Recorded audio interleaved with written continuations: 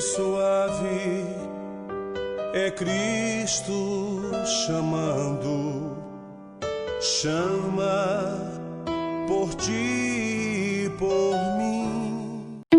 A Real Bus está de volta à estrada. Uma volta responsável e controlada, seguindo todo o protocolo de higiene recomendado pelas autoridades de saúde. Uso obrigatório de máscaras, álcool em gel para todos, higienização completa dos ônibus e renovação do ar a cada minuto durante o trajeto. Se o seu destino for João Pessoa, Campina Grande, São João do Cariri, Serra Branca, Sumé, Monteiro, São José dos Cordeiros ou São Sebastião do Umbuzeiro, conte com a gente. Mesmo em tempos desafiadores, o compromisso da Real Bus é com a sua satisfação.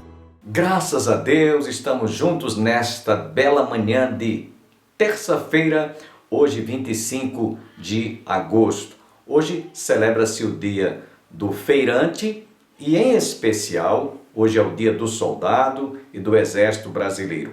E nós que fazemos o programa Opção para a Vida, queremos prestar uma homenagem a todos os soldados e a todo o Exército Brasileiro, aliás, às Forças Armadas, a Aeronáutica, a Marinha e ao Exército pela passagem do dia de comemoração ao Dia do Soldado. A nossa bandeira verde e amarela está no coração de todo brasileiro que ama a pátria, que ama e defende a democracia. Ordem e progresso é o que nós almejamos e num momento tão difícil quanto este que estamos passando, de crise econômica, de crise na área política, de crise na área da saúde, enfim, todos nós devemos alimentar em nossos corações a esperança de que nós vamos superar, de que nós vamos vencer essa batalha. Portanto, nesse início do nosso programa, estaremos orando pelo Brasil, para que o Exército Brasileiro, guardião da segurança e da tranquilidade para todos os brasileiros, possa realmente estar nesse dia em que celebramos o Dia do Exército e o Dia do Soldado. Muita paz em nossa nação, em nosso país. Vamos orar nesse instante. Esse momento em que nós estamos vivenciando é um momento em que nós devemos dobrar os joelhos e clamarmos ao Deus dos exércitos de Israel a bênção sobre a nossa pátria. Oremos. Pai, queremos te agradecer e te bendizer por esta oportunidade, quando nós abrimos o nosso coração para te agradecer pela nossa pátria. E ao mesmo tempo, nesse dia do soldado, dia do exército, suplicamos uma bênção sobre todas as forças armadas, para que estes homens que estão ali possam defender os destinos da nossa nação. Colocamos todos os soldados e as forças armadas em tuas mãos, para que tu se digne de abençoar e possamos realmente termos tranquilidade, paz em nossa nação, ordem e progresso. Abençoe o presidente da República, para que esse homem tenha sabedoria quanto a dirigir os destinos da nossa nação. É o que nós te rogamos e te pedimos mais uma vez, agradecidos, em nome de Jesus. Amém, amém e amém.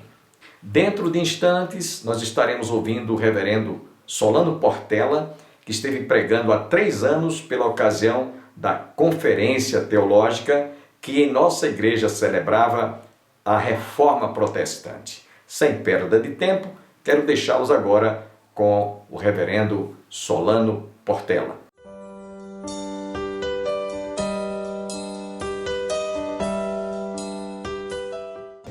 Então o texto que eu lerei para os irmãos, primeiramente é Mateus 16, versículos 17 e 18. E esse texto fala daquela interação que Jesus teve com os seus discípulos, quando ele está perguntando, quem as pessoas dizem que eu sou? Qual é a percepção que as pessoas têm de mim? Qual a percepção que tem do Cristo, do Messias e da minha pessoa?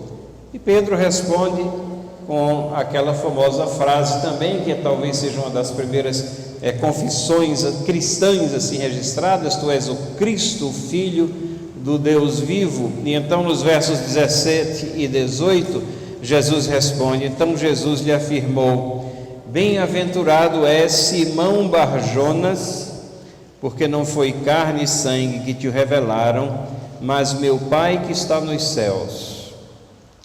Também eu te digo que tu és Pedro, e sobre esta pedra edificarei minha igreja, e as portas do inferno não prevalecerão contra ela. Às vezes a gente lê apressadamente a palavra de Deus e não nos apercebemos do significado, da profundidade dessa declaração de Cristo aqui: as portas do inferno não prevalecerão contra a igreja. Às vezes nós achamos que a igreja ela tem uma marcha que é defensiva e não de ataque, mas o que Cristo nos fala aqui é que a igreja está em marcha. Ela foi colocada numa movimentação internacional, transcendendo aqui os limites nacionais da nação de Israel. Agora, na era neotestamentária, ela abrange povos de todas as raças, tribos, nações, e essa marcha avassaladora conta com a bênção divina, conta com o respaldo de Cristo: eis que estarei convosco todos os dias, e conta com essa promessa: as portas do inferno não prevalecerão contra a igreja. Então é muito bom quando nós vemos e lemos e interpretamos a história, que nós saibamos que na história nós temos registrada a marcha da igreja. E se por vezes a igreja parece que está sendo suprimida, que o seu avanço está sendo impedido, nós temos essa promessa, que é a promessa do próprio Cristo, que Ele está acompanhando dia a dia a sua igreja e que a vitória final nos é assegurada. As portas do inferno não prevalecerão contra ela.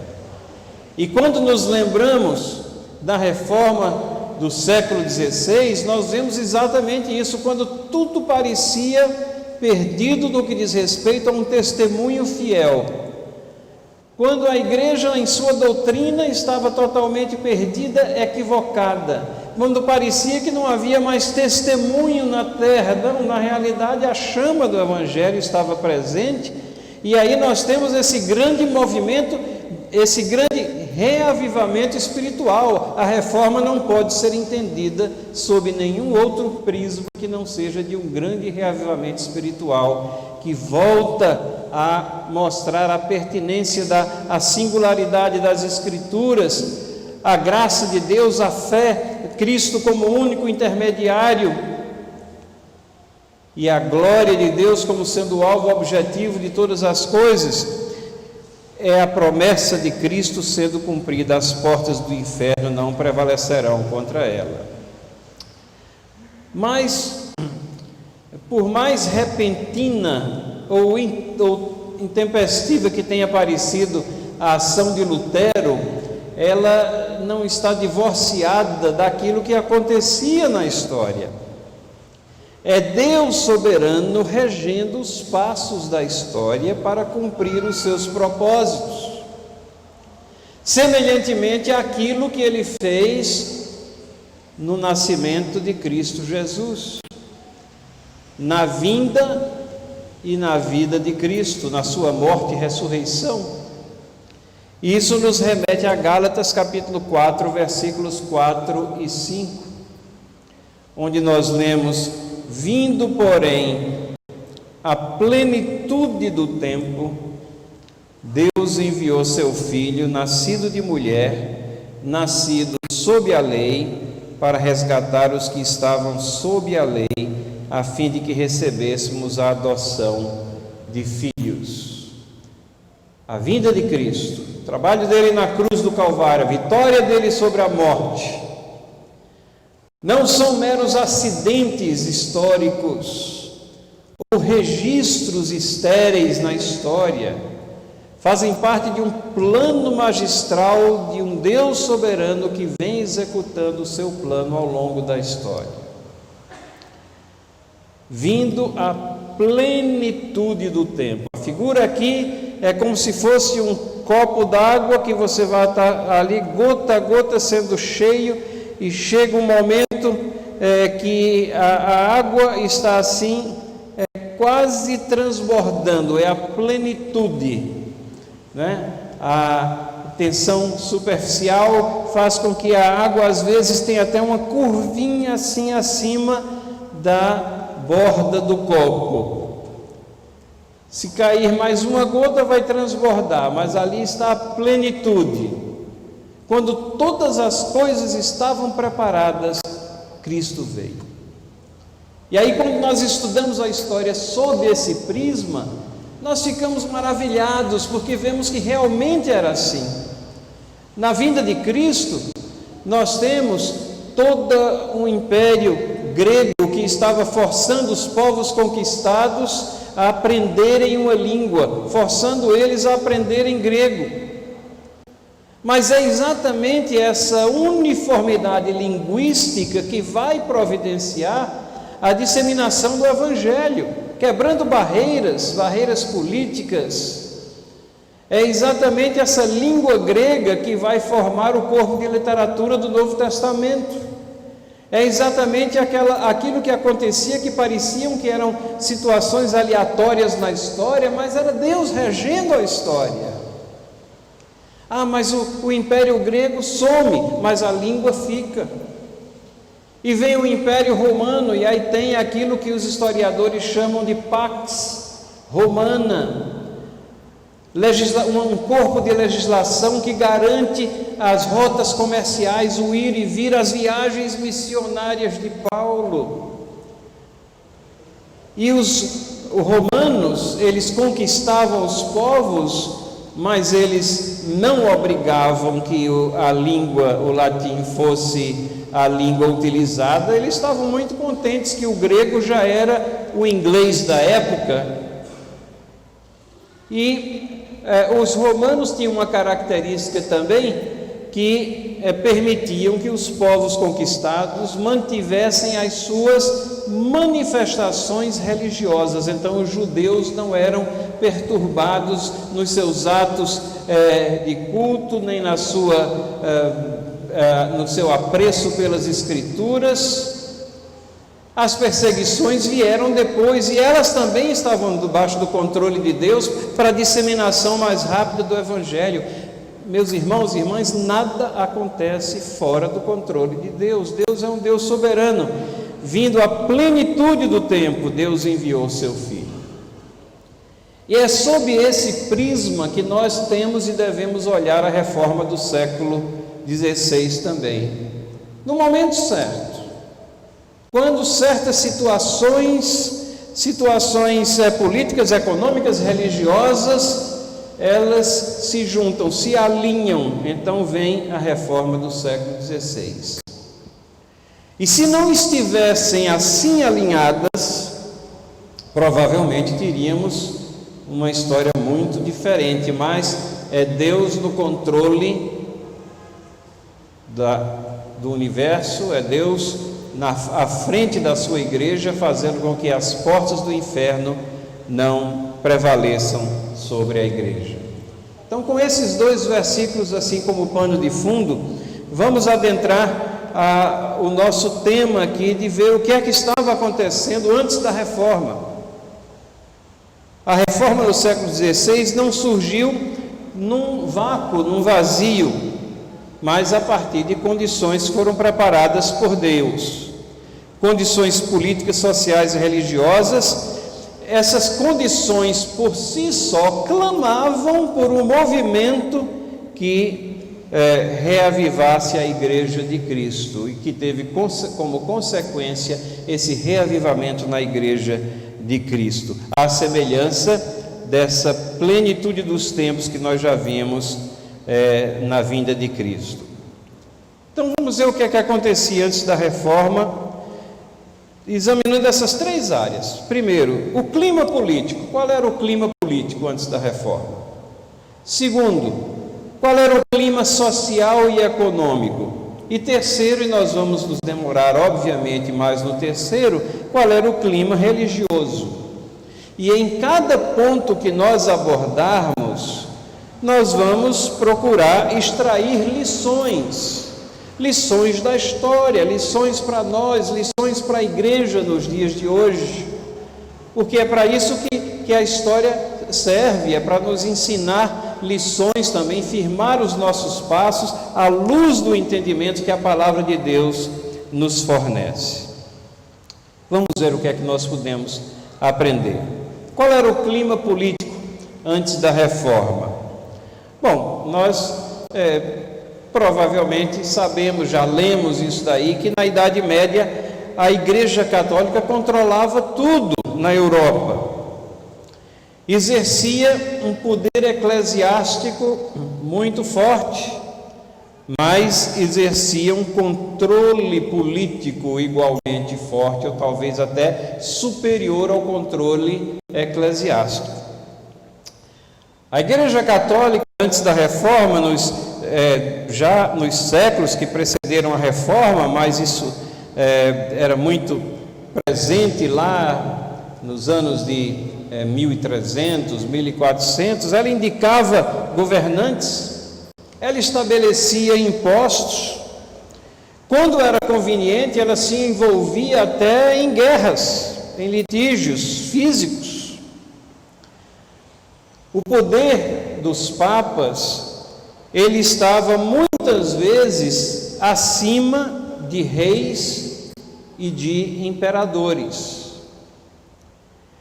Agora, é impressionante que o século que precedeu a reforma, na medida que nós vamos chegando na época, na data da reforma, nós já começamos a perceber na história uma redução desse poder.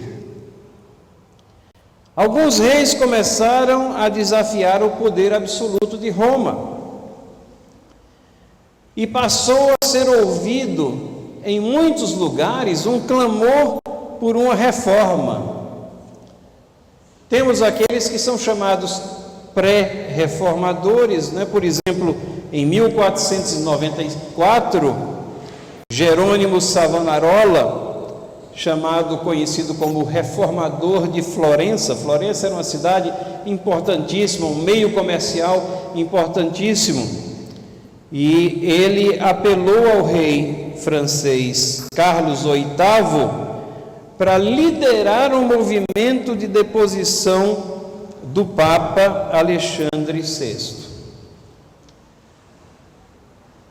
Savonarola tentou, naquela cidade onde ele era líder, e ele era um líder eclesiástico, mas que foi assumindo também uma certa projeção política, e ele tentou várias reformas políticas e morais, mas não era através dele que a reforma iria acontecer. Mas é sintomático que já surge uma voz aqui clamando por uma reforma e desafiando o poder de Roma. Savonarola morre na fogueira em 23 de maio de 1498. Mas nós temos relatos. Um francês, em 1496, escreveu, e nós temos esse relato aqui registrado no livro de Owen Chadwick, A Reforma, escreveu que o tema reforma era o tópico mais frequente nas conversações. Quando as pessoas se juntavam para conversar, reforma da igreja, da estrutura eclesiástica, do poder do clero, isso era o tema mais frequente nas conversações. Ao ponto em que Erasmo de Roterdã, e isso em 1502, vejam, estamos chegando próximos de 1517, que é a reforma, Erasmo de Roterdã, ele disse o seguinte: a forma mais imperdoável de insultar uma pessoa é chamá-la de clérigo, sacerdote ou monge. Vejam a reputação de corrupção, de abuso de poder que havia chegado, que ser classificado de clérigo, sacerdote ou monge era um insulto, não mais uma honra, mas um insulto. Então nós vemos aqui já o poder da Igreja Católica declinando. Agora, é curioso também que a maioria desses que se manifestavam contra o poder de Roma, eles concentravam suas atenções numa reforma moral. Tem semelhança com o Brasil, né? Todo mundo quer acabar com a corrupção. Política, administrativa.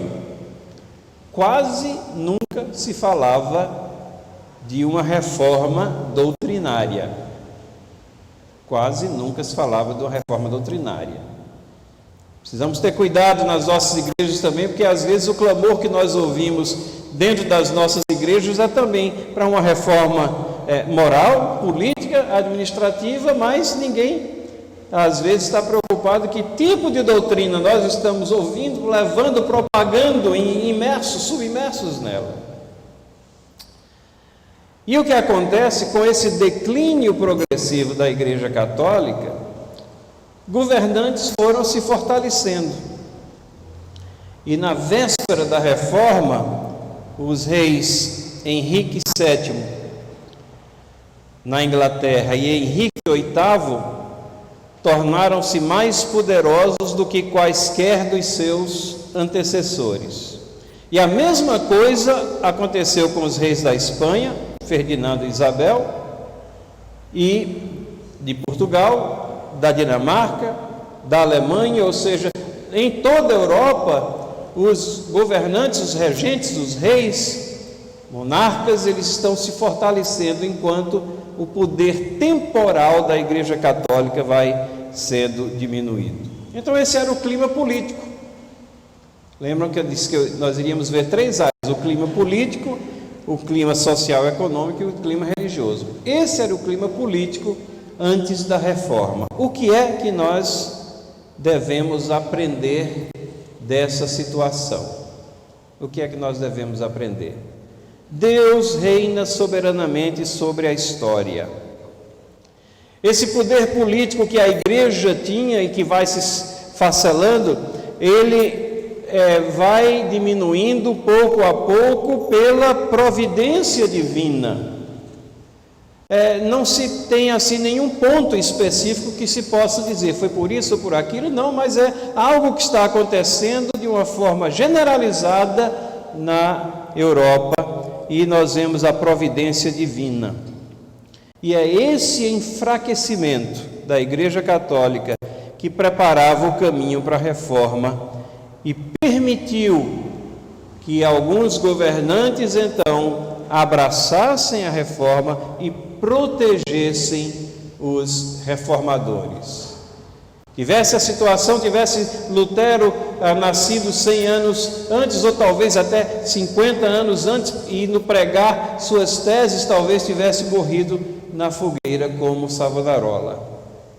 Mas o momento ali estava exato, a plenitude dos tempos ali, nessa visão do clima político. E como é gratificante para nós cristãos vermos essa regência de Deus de todos os pontos da história, levando aos eventos que preservam e transformam a vida da sua igreja.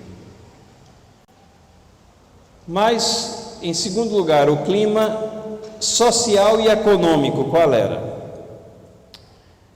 O clima social e econômico. Maquiavel, que viveu de 1469 a 1527, ele é quase contemporâneo, né, com Lutero, nasceu bem antes, mas Maquiavel é aquele escritor medieval famoso que escreveu O Príncipe, onde ele coloca lá as maquinações que um governante deveria fazer para se manter no poder, e é dele que nós extraímos essas expressões. Isso é uma ação maquiavélica, ou você está sendo maquiavélico, ou seja, você está planejando alguma coisa, você está com algum esquema por trás para dar uma rasteira, para prejudicar alguém. Pois bem, ele escreveu o seguinte, ele era italiano, ele disse: nós italianos somos os menos religiosos e os mais corruptos entre os demais. Mas veja a razão que ele dá para isso. Porque a igreja e seus representantes nos concedem os piores exemplos. Somos os menos religiosos, os mais corruptos, porque a igreja e seus representantes nos concedem os piores exemplos. Isso significa o quê? Que o declínio moral era intenso. O amor ao dinheiro imperava entre os nobres, em paralelo à exploração de grandes bolsões de pobreza existentes na Europa medieval. No entanto, enquanto isso se processava no âmbito social e econômico, os regentes e os comerciantes, junto com uma parcela da população, começavam a ser melhores instruídos. Veja, a imprensa foi inventada por Gutenberg, que viveu de 1395 a 1468, e ele aproveitou também a invenção do papel. O papel surgiu na China no ano 200. 1000 anos antes a China já tinha inventado o papel, mas chegou na Europa no século XIII. Chegou na Europa exatamente a tempo, né, da imprensa ser inventada após. E o que é que significa isso? Que livros que eram coisas caríssimas, raras, difíceis de se ter, tornaram-se disponíveis. Inclusive o que? A Bíblia, que foi o primeiro livro impresso. O primeiro livro impresso por Gutenberg foi a Bíblia, e isso significa que crescia o conhecimento crescia. Em paralelo, nós sabemos que temos um movimento na Europa chamado de renascimento, um movimento de despertamento intelectual, de avidez intelectual, onde as pessoas não estavam mais contentes em apenas ouvir alguém pontificar para elas o que era, o que devia ser, como as coisas eram, mas começavam a examinar por si só e queriam progredir intelectualmente também. Isso começou no século XIV. Isso desperta o exame individual das questões. Vocês veem como isso se alinha com um dos motes da reforma, que é o sacerdócio individual dos crentes, dos cristãos. O exame que cada um faz, a aproximação que cada um tem da palavra de Deus, o acesso ao trono, que não é nenhuma doutrina nova, está lá na palavra de Deus, mas tudo isso estava soterrado debaixo do entulho de tradições. Mas as pessoas começam, antes da reforma, a pesquisar mais, tomar suas próprias decisões, ter suas convicções. O clima vai sendo preparado também soberanamente por Deus para a ocasião da reforma.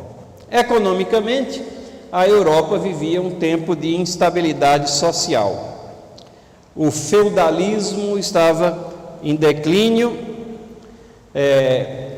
grandes proprietários, né, de terras, os feudais, e a véspera da reforma é marcada pelo surgimento daquilo que são chamadas cidades-estado ou cidades-nações.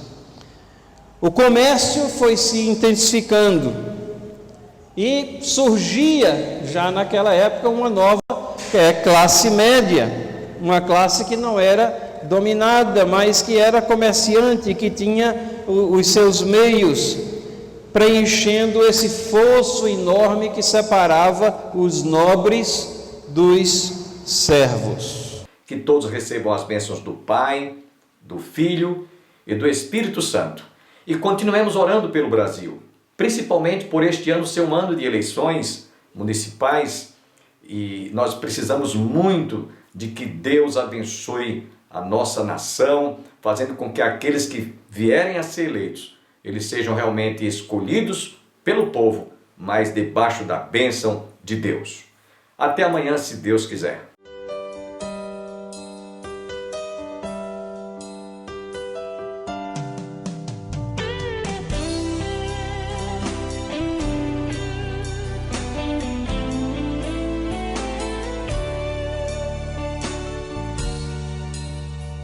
Manso e suave é Cristo chamando, chama por ti, por